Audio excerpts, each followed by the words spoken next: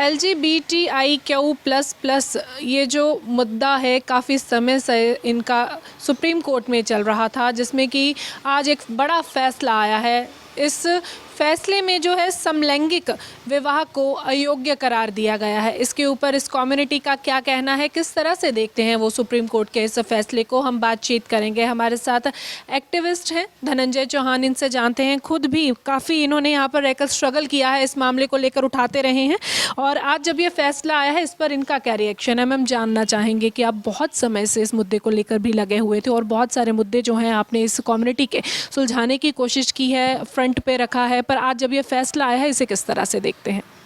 देखिए, थोड़ा निराशा तो हुई है जब ये सुप्रीम कोर्ट की जजमेंट आना था, तो हमें बड़ी उम्मीदें थी। कुछ दिन से हम सारी कम्युनिटी में हलचल थी और सब लोग वीडियोस बना रहे थे। मैंने बहुत सारी वीडियोस देखी हैं, हमारी भी बनी हैं, जिसमें जो समलैंगिक जो है सेम सेक्स जो मैरिज के बारे में लोगों की जो खुशी थी कि अब ये बहुत सालों बाद, बहुत वेट करने के बाद ये जजमेंट आ रही है और होपफुली हमारे फेवर में रहेगा। लेकिन सुबह थोड़ी सी जब मैं वो जजमेंट सुन रही थी टीवी पे, सुप्रीम कोर्ट के जो जजेस थे, तो उसमें फिर मैं थोड़ा बाद में जब ये जजमेंट आ गई फिर मुझे थोड़ा सा निराशा भी हुई, लेकिन उम्मीदें भी जगी हैं कि एक रास्ता भी बंद हुआ तो और भी रास्ते भी खुले हैं। हमारे पास बहुत सारी ऑप्शंस हैं, क्योंकि उन्होंने कहा है कि जो है ये शादी है, जो विवाह है, ये मौलिक अधिकार नहीं है, ठीक है। और उसमें ये बच्चा गोद लेने के जो कारा की गाइडलाइन है उसमें जो है उस थोड़ा समलैंगिक और लोगों के और मुद्दों पे उन्होंने कहा कि वो नहीं हो सकता है। लेकिन ट्रांससेक्सुअल लोगों के बारे में उनका थोड़ा सा पॉजिटिव था कि ट्रांससेक्सुअल लोग मेल और फीमेल के साथ, ट्रांस मेल जो है वो फीमेल के साथ, जो हेट्रो फीमेल हैं उनके साथ शादी कर सकते हैं, और ट्रांस जो फीमेल है वो हेट्रो मेल के साथ विवाह कर सकते हैं, और समलैंगिक भी ट्रांसजेंडर के साथ शादी कर सकते हैं, उनको कोई ऑब्जेक्शन नहीं। क्योंकि समलैंगिक का पूरा अम्ब्रेला भी है जिसमें एल, लेस्बियन, गे, बाइसेक्सुअल, इंटरसेक्स लोग होते हैं, और भी सेक्सुअलिटीज़ हैं, जिसमें 70+, तभी तो आपने क्या कहा कि प्लस जो हैं वो 70+ हैं। सो उसमें बाइसेक्सुअल लोग हैं, उनका जो अट्रैक्शन होता है वो मेल और फीमेल दोनों की तरफ, और ट्रांस लोगों की तरफ भी होता है। और ट्रांस लोग जो हैं, ट्रांस मेल और ट्रांस फीमेल का भी अट्रैक्शन मेल फीमेल दोनों की तरफ भी हो सकता है, बाइसेक्सुअल भी हो सकते हैं। तो ये जो शादी का है ट्रांस के लिए थोड़ा सा उनका था कि वो कर सकते हैं, लेकिन आगे आने वाले, क्योंकि ये सारे कम्युनिटी का मुद्दा है, हम लोगों तो लड़ाई तो शुरू से इकट्ठी लड़ी थी LGBTIQ+, लेकिन बाद में ट्रांस मुद्दा अलग हो गया और इसमें फिर ट्रांस लोग अलग होते गए धीरे धीरे, क्योंकि 2014 में माननीय सुप्रीम कोर्ट ने हमें थर्ड जेंडर रिकॉग्नाइज़ किया था, और इस सदियों से हमारा ये परंपराएं रही हैं, जो हिजड़ा और किन्नर परंपराएं रही हैं। तो उसके बाद 2019 में बिल भी पास हुआ, उसमें बहुत सारे अधिकार दिए गए। हालांकि मैरिज का और अडॉप्शन का थोड़ा सा उसमें नहीं है, लेकिन अभी सुप्रीम कोर्ट ने कहा कि हम तो कोई कानून तो बना नहीं सकते हैं, लेकिन हम व्याख्या कर सकते हैं, व्याख्या कर। सो होपफुली हम लोग देखिए आगे इसमें एडवोकेसी की बहुत बड़ा हमारा रहेगा कि इसमें ज़रूरत है एडवोकेसी करने की। बिल्कुल धनंजय जी, आपसे ये भी जानना चाहेंगे, बहुत समय से हमने आपको देखा कि आप भी जूझ रहे थे आइडेंटिटी के लिए, आपने बहुत सारे लोगों को यहाँ पर आइडेंटिटी दिलवाई भी जो इस कम्युनिटी से थे। अब कुछ वैसे लोगों की बात करते हैं जो पहले ही शादी कर चुके थे, सेम सेक्स के थे और शादी कर चुके थे, उन्हें कहीं ना कहीं उम्मीद थी कि शायद इसको कोई रिकॉग्नाइजेशन मिल जाएगी, पर आज ऐसा होने से बिल्कुल मना कर दिया, तो उनका भविष्य क्या देखते हैं आप? देखिए,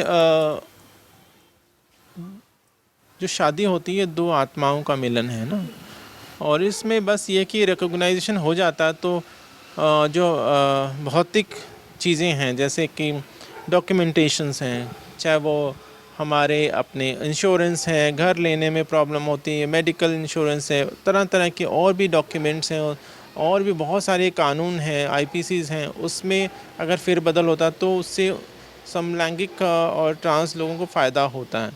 हालांकि ट्रांस लोगों को अभी भी सारी चीज़ें वो धीरे धीरे कोर्ट में जा के उनको फ़ायदा हो रहा है, कोई चीज़ रुकी होती है, कोई चीज़ नहीं होती है, तो कोर्ट इसकी व्याख्या कर देता है कि यस उनको मिलना चाहिए, क्योंकि वो ट्रांसजेंडर का एक एक्ट भी बना है, कानून है। तो लेकिन समलैंगिक जो हैं, सेम सेक्स जो लोग हैं, उनके लिए अभी थोड़ा सा दिक्कतें हैं। उनको अभी वेट करना होगा, और उनको बाहर एक्चुअली क्या है कि लोग बाहर नहीं आते हैं, इसका भी दिक्कत रहता है। लोग मैरिज कर लेते हैं और चुपचाप अपनी ज़िंदगी जी रहे होते हैं। जब भी कहा जाता है तो लोग बाहर नहीं आते हैं, और अपनी उनकी भी प्रॉब्लम है कि वो अगर अपने डिस्क्लोज़ करते हैं तो सोसाइटी में उनका बाइकआउट हो जाएगा, उनकी फैमिली बाइकआउट कर देगी, तरह तरह की और भी चीज़ें हैं। लेकिन ट्रांसजेंडर तो ओपनली जीते हैं अपनी ज़िंदगी जैसा, क्योंकि उनको ऑलरेडी सब शुरू में ही घर से निकाल दिया जाता है, तो वो अपनी ज़िंदगी आराम से। और सबसे ज़्यादा वोकल जो है वो ट्रांस वुमेन, ट्रांस मेल ही रही है, उसमें ख़ास में ट्रांस वुमेन जो है, ट्रांसजेंडर मुद्दे, क्योंकि हम लोग सबसे आगे रहे हैं, फ्रंट लाइन में रहे हैं, और जो हमारी जो स्ट्रगल रहा है इसमें सबसे आगे। तो उनका जो जिन्होंने शादियां कर ली हैं वो जैसे अभी तक जी रहे हैं वो वैसे फ़िलहाल तो उनको जीना पड़ेगा, जब तक कोई नया ऐसा अध्यादेश या संसद में कोई बिल पारित नहीं होता। क्योंकि सुप्रीम कोर्ट ने कहा कि ये जो मैरिज इक्वालिटी पे जो बात होगी वो पार्लियामेंट में होगी, मतलब उस पर बिल पास होगा तभी ये सब हो सकते हैं, वो सिर्फ व्याख्या कर सकते हैं। जी, और कम्युनिटी के तहत आप लोग भी आते हैं, जैसे आपने बात की, आप खुद एक ट्रांस वुमेन है, आपको भी सारी इन चीज़ों का पता है, शुरू से आप इसी जो काम है उसी में लगे रहे हैं। एक्टिविस्ट के तौर पर भी मैं आपसे ये चीज़ जानना चाहूँगी कि आगे का जो स्टेप है वो किस तरह से रह सकता है, क्योंकि एक उम्मीद होती है कि सुप्रीम कोर्ट में कहीं ना कहीं हमारा जो बात है वो सुनी जाएगी, या उसको लेकर के नया जो एक अध्याय उसको जारी किया जाएगा, पर फिलहाल उन्होंने कहा कि ये काम जो है वो संसद में हो सकता है। सुप्रीम कोर्ट ने एक बात और कही थी कि बुली हैरेसमेंट जो है ना, डिस्क्रिमिनेशन किसी के साथ में नहीं होना चाहिए।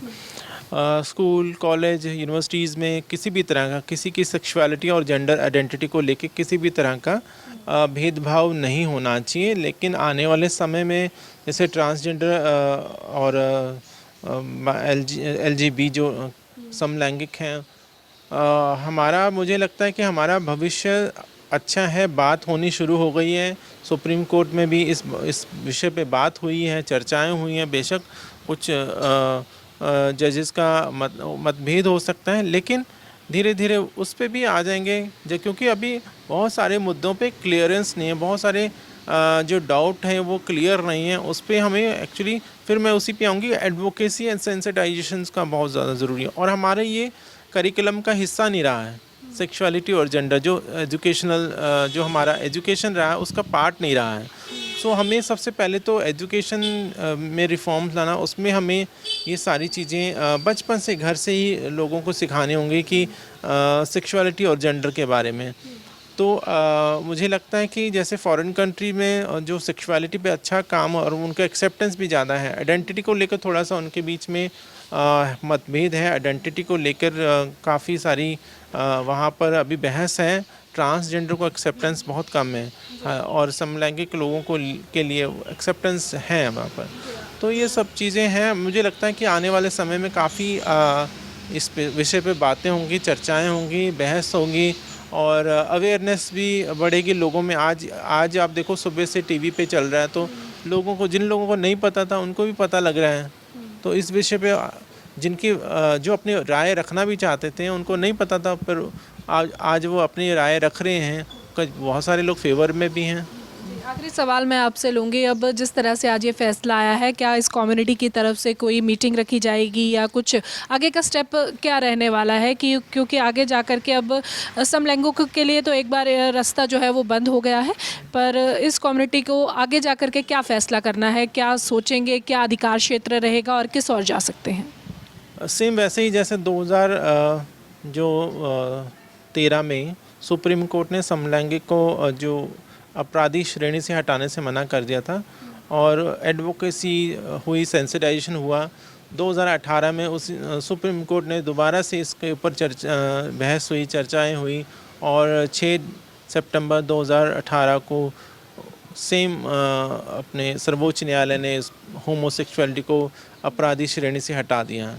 और वही सुप्रीम कोर्ट है जो पहले ट्रांस मुद्दे पे नहीं बात करते थे। 2014 में सुप्रीम कोर्ट ने हमें थर्ड जेंडर रिकॉग्नाइज़ किया, और ये सब चीज़ें एडवोकेसी के दौरान। उसके बाद हम लोग पार्लियामेंट में गए। पार्लियामेंट के जो एमपीज़ हैं, एमएलएज़ हैं, उनसे बात की, उन्होंने हमारा एडवोकेसी अच्छी रही, हम लोगों ने सेंसिटाइज़ किया, और आज 2019 में बिल पास हुआ, 2020 में एक्ट बना। सो हमारा आगे जो आने वाला समय रहेगा उसमें हमें एडवोकेसी पे फोकस करना और सेंसिटाइजेशन करना, और हम लोग अभी दिल्ली में या अपने अपने क्षेत्र में रिकमेंडेशन भेजेंगे, और हो सकता है दिल्ली में हम लोग इकट्ठा हों दोबारा से, और इस पे चर्चा हो कहाँ पर हमसे अभी बात करने को रह गया है, क्या ऐसी क्योंकि अभी हमारे पास जजमेंट आई नहीं है, वहाँ पर क्या क्या बात हुई है, कैसे हमने आगे आने वाले समय पे उस पर बहस करनी है, अपना जवाब देने हैं। सो इस मुद्दों पे हम लोग और काम करेंगे, और होपफुली कुछ आने वाले समय में 2-4 साल, मैं समय तो नहीं बता सकती, लेकिन जल्द ही इस पे हमारा जो पॉजिटिव रिस्पांस आएगा समाज की तरफ से भी और कोर्ट की तरफ से, क्योंकि ये ओवरनाइट कुछ नहीं बदलता है कि आप सोचो कि एक रात में 200 साल पुराना कानून है, 1860 में जो होमोसेक्सुअलिटी को उन्होंने इसको क्रिमिनलाइज कर दिया था, 1871 में ट्रांसजेंडर को अपराधी श्रेणी में डाल दिया था अंग्रेज़ों ने। तो उसको हटाने के लिए, क्योंकि माइंडसेट इतना बन गया है, उसको हटाने के लिए हमें बहुत काम करना पड़ेगा। 200 साल लग गए, अब देखो 150-200 साल में हमारा सब कुछ बदल गया, माइंडसेट ही बिल्कुल, जो हमारी पुरानी सोच थी वो बदल के नई सोच आ गई। अब इस सोच को जो उसको हटाना, उसको ठीक करना, उसमें भी थोड़ा टाइम लगेगा। तो ये थे हमारे साथ धनंजय चौहान, जो कि खुद इस कम्युनिटी से आते हैं और ट्रांस वुमेन है। अब इनका कहना है कि हालांकि एक पॉजिटिव रिस्पांस की जो प्रतीक्षा थी वो थी, पर आज जो सुप्रीम कोर्ट ने डिसीजन दिया है सेम सेक्स मैरिज को लेकर के, कहीं ना कहीं निराशा इन लोगों के बीच में ज़रूर है, पर एक पॉजिटिविटी के लिए आगे सकारात्मक सोच रखते हुए ये बहुत जल्द आपस में एक मीटिंग करेंगे, और उसके बाद अगला जो फैसला है उसमें लिया जाएगा, और देखना होगा कि आगे की रणनीति क्या अपनाई जाएगी। वीडियो जर्नलिस्ट सूरज के साथ खबरें अभी तक के लिए चंडीगढ़ से हरसिमरत।